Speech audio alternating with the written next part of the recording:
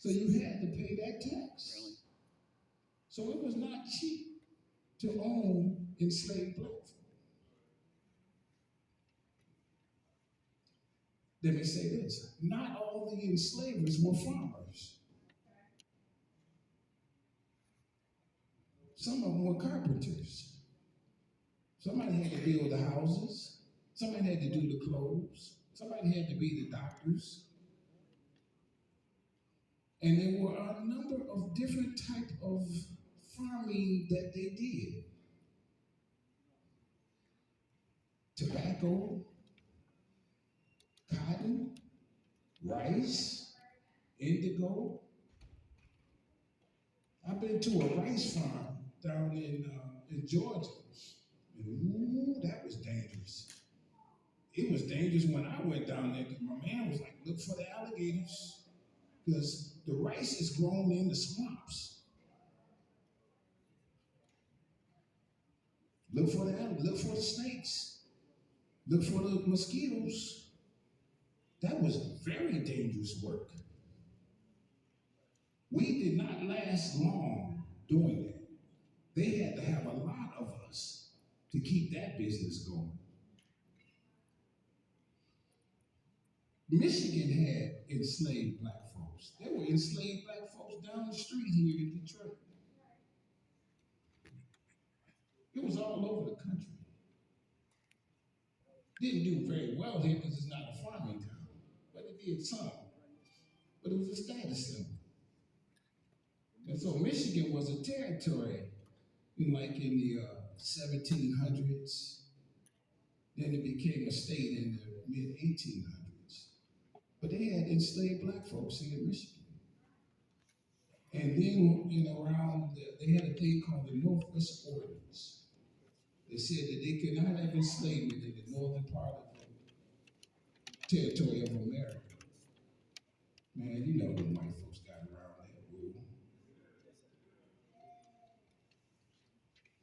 Before it just completely became illegal.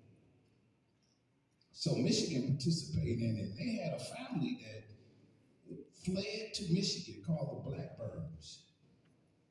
Fled to Michigan. The freedom seeker comes up here and he's looking for them. This is the beauty of Michigan. Michigan folks say, nah, they ain't going back. And they cross the right. It's called the Blackburn Right. Look it up. Michigan played a role. And then all the northern territories played a role. New York, the state of New York, they had enslaved black folks. Connecticut, Delaware, Rhode Island. It's all throughout America. It just kind of stopped in the northern parts earlier than it did in the southern parts. And so one of the things that I'm going to tell you about is this Emancipation Proclamation.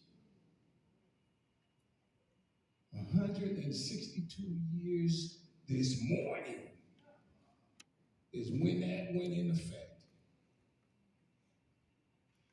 Last night was watch night for enslaved black people.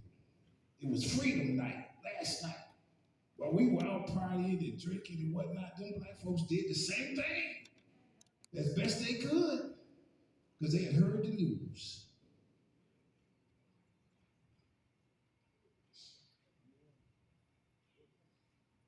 Now, I'm going to take you back just to say it and say, and I'm moving up the timeline to some extent.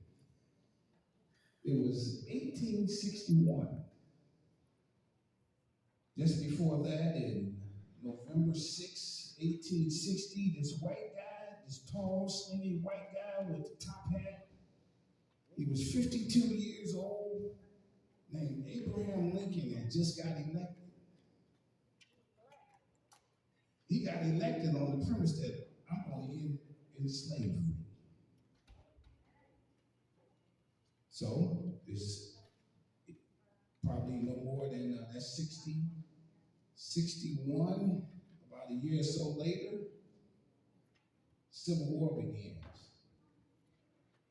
There were 15 states that held enslaved black folks. You know, some of them, I'm going to tell you now: Alabama, Arkansas, Delaware, Florida, Georgia, Kentucky, Louisiana, Maryland, Mississippi, Missouri, North and South Carolina, Tennessee, Texas, and Virginia. Abraham Lincoln says, I'm going to end this enslavement situation. And it wasn't necessarily just to stop slavery, but he didn't like it that it was breaking up the country. It was the way of the land. But he said, this is our country. We came here. We fought here. We done defeated the British who came here in this Revolutionary War and that kind of thing. This is all one land. We never have them doing what they want to do and succeed from us. So, September 22nd, 1861, he comes up with this Emancipation Proclamation. So he had some fight back from a bunch of people. As y'all know, he lost his life for it.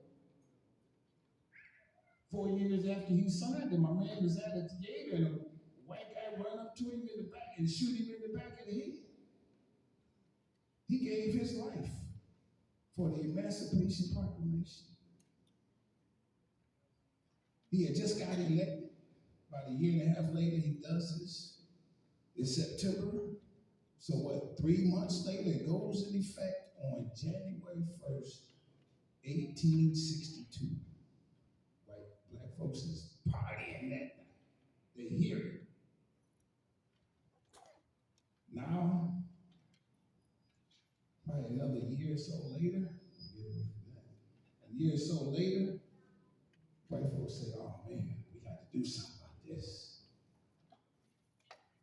A year or so before that, actually, we're going to start this war. 750,000 people were killed in the Civil War. The North was winning. It was many more Northern people. See, the South was built on a few white folks. There were more black people, almost 3 to 1, that lived in the South than white folks. It was many. I mean, you got a plantation, you got 500 people working for you. We had them by 3 to 1. But we didn't have the ingenuity with the guns and stuff like that. We didn't overthrow them. There were many revolts, though. Y'all heard of Nat Turner, what he did. Nat Turner was a preacher. I'm sure Nat Turner thought about it one day and he asked God, he said, God, man, what can I do? And I don't think God said go kill somebody, but he said, hey, I'm going to kill somebody and I just got to pay the consequences. There was a brother named Denmark Vesey. Denmark Vesey was a wealthy businessman. He got his money because he won the lottery. That's what it says in the books. So he opens up a business, but Denmark Vesey said, I got all this money and my people are not free. I didn't know this, that you could be enslaved and your wife be free and live in the same house. You go to work and she got to go to work in another way. Amazing. This Black history thing, there's all kind of dynamics involved with it.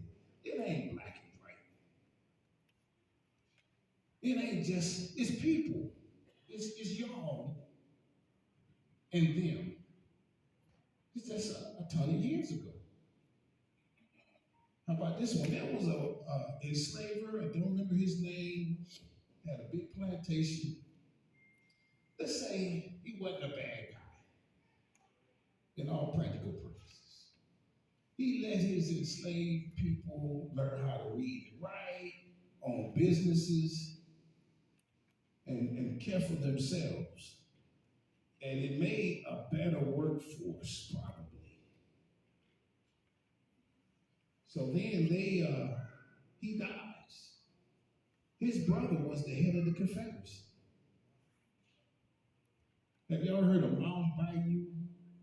Look that up. That's what happened. Them black folks, when they got their freedom, they developed their own territory. It's called Mount Bayou. We didn't like enslavement. We did a number of things to get out of that situation. We escaped in all kind of ways. There was a black guy named Henry Box Brown. That brother was so inventive, he put himself in a box. He mailed himself from the South to Philadelphia in a box, and he got the box. He wrote on the box, "This side up." He was that smart. And then when the box got on the ship, somebody accidentally turned the box right side up. My man almost died when the blood dripped to his head. And you know what happened?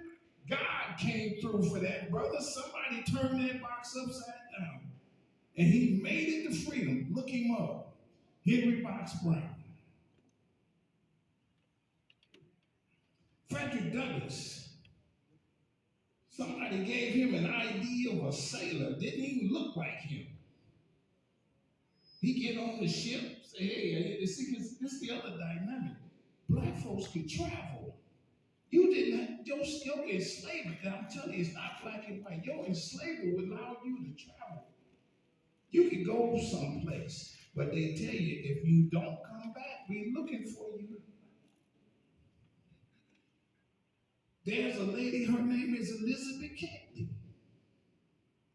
Bad sister. She was a fashion designer.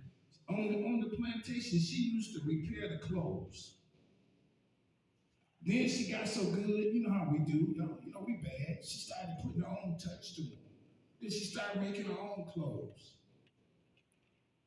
Now the word got out, hey, y'all got to go see Elizabeth Kennedy. So now she got clients. Her enslaver says, shoot, you worth more than me with your business. I let you charge what you charge, you keep a little bit of the money, I keep the most of the money. I'd rather you do that than go out planting beans. Look her up. And it was so bad about this sister, she used to go up north without her enslavement. And her very best friend became Mary Todd Lincoln, Abraham Lincoln's wife. She used to make clothes for the president's wife. This thing ain't black and white. You can't stop us.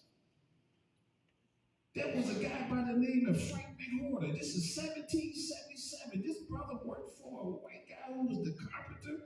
He did so good. He put them nails in there so well that he made so much money that he bought his freedom and the freedom of 18 other people. Look him up, Frank McHorter. Then Frank McHorter then goes from there to, now he buys his freedom. He goes to Illinois. He buys enough land that he incorporates his own town called New Philadelphia, Illinois. You can't stop us. We're going to figure out a way. Even in under them conditions. There was a black guy who people wanted to learn how to read and write. My man, he got a boat. He's sailing down the Louisiana River. He called it the Floating Freedom School. Look him up. On the secret of night, y'all can come over here and read. Because you got to get an education. Them people making you sign X to anything. You're going to read what this is. You can't stop us.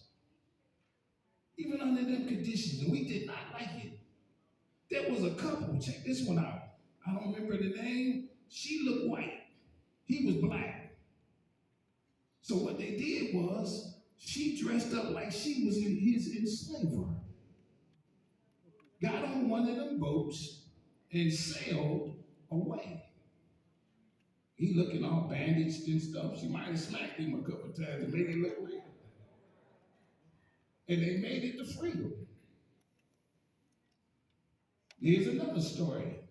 There was a guy named Robert Smalls. Y'all heard of him? Oh man, come on. I know I'm talking to the right audience. Robert Smalls was so bad that him and his buddies used to work on the Confederate ship. Robert Smalls say, man, look at this. These white guys, every now and then, they go off in the woods and play with themselves or whatever they did. He said, next time they do that, we taking the boat. Look at Robert Smalls. So then one day they go off in the woods, whatever they do. He takes the boat.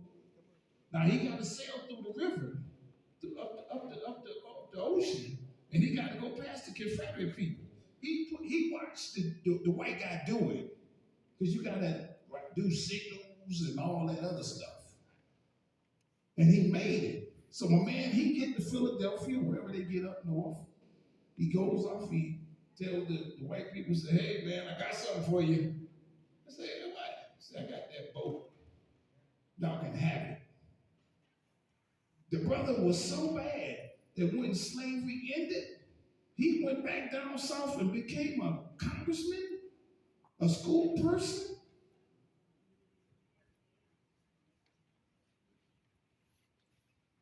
Robert Smalls, look him up.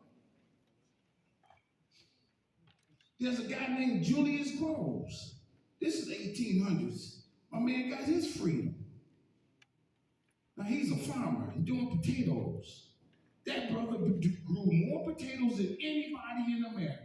They call him the Potato King. You can't stop us. Julius Groves, the Potato King.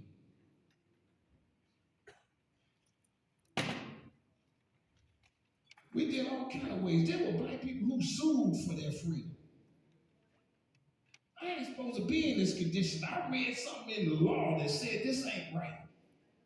And they went to court, and sometimes they won. There were black folks who, like I just told you about that Frank McWhorter, there were black folks who bought their freedom. Mr. Man, how much is it gonna cost me to get from up under you? Come on, name your price. My man gave me some price like $2,000 in America in today's money. My man come up with it. Get me out of here. They bought that I did not know. This stuff, I'm a middle-aged guy. They didn't teach me this in school. This would have blew my mind. It would have made me real proud. I remember when I was in college, I had a roommate. I moved in with a roommate. This guy, he was an older guy. He said he wanted to be a doctor. And he had a wall full of pictures of slaves with chains around their neck and everything. He said that was his motivation. I told him, brother, I can't see that every day. Come on, man. Keep it, take 10 of them down. That was kind of messing with me. But nonetheless, it's all kind of ways. We fought against that enslavement. And I'm going to tell you this, there were white folks that was helping us fight. Y'all heard of John Brown? That white boy put his life on the line. Him and his family. They wanted to take slavery out of the South, and now the country is getting bigger. They're going towards Kansas. John Brown said, y'all ain't coming here with that mess. They killed John Brown. He put his life on the line for black folks. And there were many others. There were abolitionists. There were black folks doing it too. That Underground Railroad, you talking about collective working responsibility. That's what that was. That's what that was. That's me trying to find somebody who want to help me and put their life on the line. Go to Cincinnati. You see up in the hills. They had to get past Kentucky and get across that river. And when them black folks got to Cincinnati, they made something. They all went to that university. They got lights in the river. You gotta trust somebody. Somebody ain't gonna turn you in. Because if they turn you in, they get a little bit of money for that. Even a black person. Then there were black people who did turn folks in. Check this out. There was an escape plan. This is real cute. It's in Washington, D.C. It's 1848. 70 black folks came up with some money and rented a boat. It's called the Pearl. Look it up. It's called the Pearl Escape. Black folks. So what happened was they got this boat. There was a white guy who owned the boat. You know, white people, they do something for some money, right? So the white guy said, hey, man, y'all can rent the boat. I say you're free. So the first day they get on the boat, ain't no wind. Boat goes out in the river and they just sitting there and ain't no wind taking it nowhere. Second day, the winds kind of picks up. Now they're getting ready to get off. Well, what happened was all these white folks was looking around. And, you know, it's 70 black people. They're looking around and say, hey, where's Hezekiah? You come up with some names. Well, they ain't come home last night. So all of them began to think something ain't right here. My people ain't come home. Your people ain't come home. They all escaped. It was 7 of them. What we gonna do? They walking down, they looking for them and stuff like that, and they run into the brother. The man says, they on the boat, everybody. And the boat is over there. And they call it. It's called the Pearl Incident.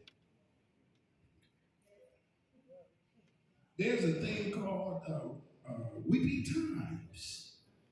And I'm changing the subject just a little bit to just tell you how devastating this situation was. But I'm going to put it in this context for you of how God comes into play. Weepy times happen out near Georgia. This white guy, he had a bunch of slaves. He might have 1,000 of them in slaves. But my man had a gambling habit. And he was losing. I'm telling you, ain't nothing different between now and then. It's just, you know, we more sophisticated. We got social media or whatever, but it's the same thing. It's you all. It's me. It's just us. And it's a different time. So the white guy says, man, I got to raise me some money. So he puts up about 400 of his enslaved people up for sale over a 2-day period. Crying going on all over the place, breaking up families. People ain't gonna see their husband, their wives, their kids ever again. That's what he did to us. My man made a bunch of money that day too. But you know how God stepped in? It rained both days. It rained both days. So what kind of incidences that happen? It's just us today, back then.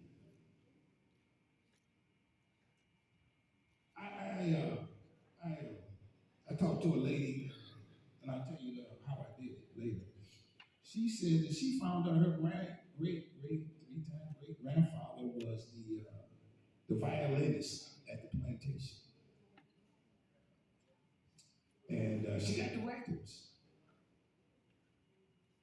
And he didn't have a bad life.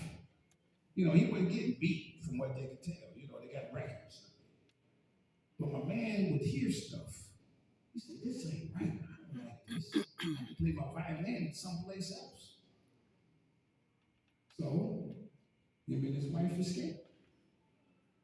You get up north somewhere, but hey man, I can't just let that happen to my people that don't do nothing about it. So he joined the Union forces. You better believe when them brothers got in that Union, boy, it was a wrap then. The brothers tilt the hat to the side and said, let's go kill some of them people. That war didn't take long for that to end. Frederick Douglass, he went up to Abraham Lincoln and said, come on, man, you gotta let us fight. Abraham Lincoln said, all right, it might have been overnight. We had something to fight for.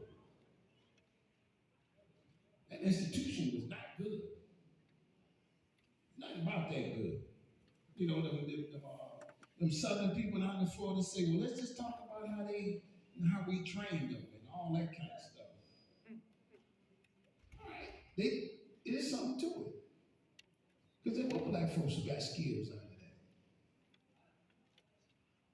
that. No, just a little bit. You could be a carpenter. You could be a dressmaker. You could be a farmer. And so on and so forth. But man, come on, to tell somebody you got to go to bed at 8 o'clock at night, and you grown, you can't watch TV.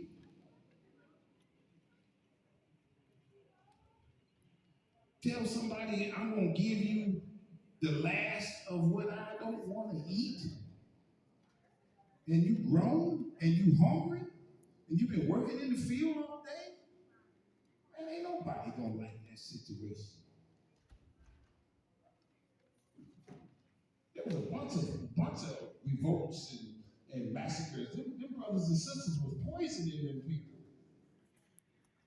Take your little son and put him on the floor, and so that the enslaver could put their feet on them so they would warm them up. And I'm only going to talk just briefly, very briefly, about the rape. Y'all sisters good looking. Them white men said, shoo. And ain't nobody going to stop me. There was a lot of that going on. That's why they're light-skinned black people. I know it happened in my family. My mother told me about it. Great-great-grandfather, he white man, he done raped 3, 4 people. That's how that goes down. Or they hook up with the Indians. Get some of that. Oh, sister with good hair. She must got the Indian in her family. That's probably did. And then we fled to where the Indians were.